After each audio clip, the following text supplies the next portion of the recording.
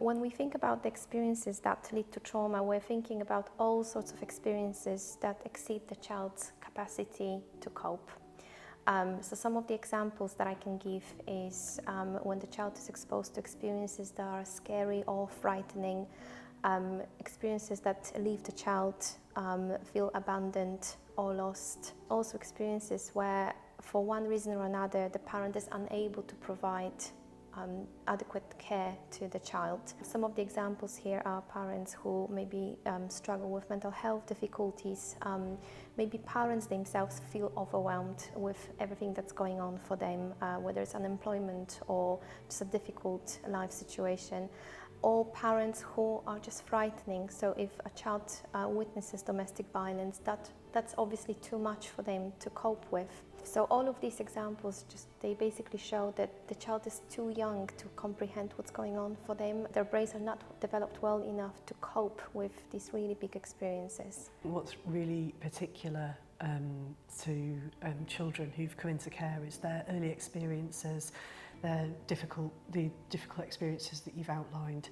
They're happening in the context of relationships with the very people that they were supposed to be able to depend upon to keep them safe. It's happening during a really intense period of brain development, and it's also happening repeatedly over a long period of time.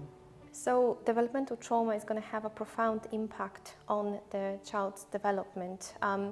And just to kind of start with a child that has not experienced developmental trauma, that child, as they develop, they're going to be focusing on cognitive development. So it's all about experiencing the world and learning things and being interested in the world around them. They'll also focus on connections. They will learn that it is safe to have meaningful connections with other people, that they can be enriched by them. And they will spend just a little bit of time on survival. Obviously, every child needs to know that you do not touch the socket. But when we think about a child that's been traumatized at a very early stage of their life, there is not much room in their mind for exploring and learning about the world. There's not much space for connections because connections was something that was unsafe for them. The majority of their focus is going to be on survival. And so at a very, very early stage of their life, they're going to learn strategies that will help them survive. And unfortunately, those strategies may be more adaptive when they are placed in a safe environment with a foster family. So what happens is that the things that help them survive and get to that point, unfortunately, sometimes may get them into trouble. So children who are living with traumatic symptoms will often feel very isolated, very outside of things, very different, because fundamentally they are functioning in a different way and they can feel that, they don't fit in.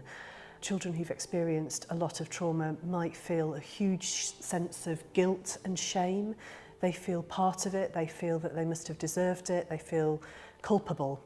And there's also a huge amount of anger, and very often the people who they need to be angry with can't be there to take and receive that. So there's nowhere for it to go, and that means that sometimes anger is turned upon themselves.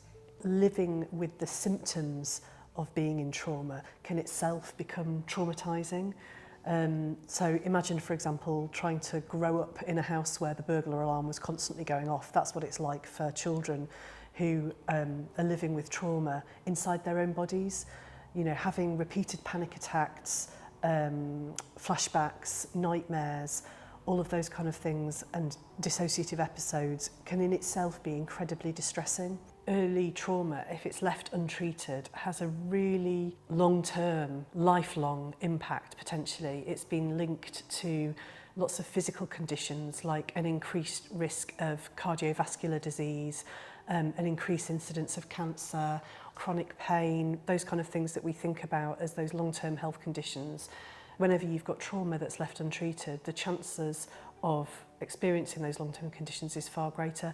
And of course, that compounds the impact of having reduced life chances because of the experiences you've had.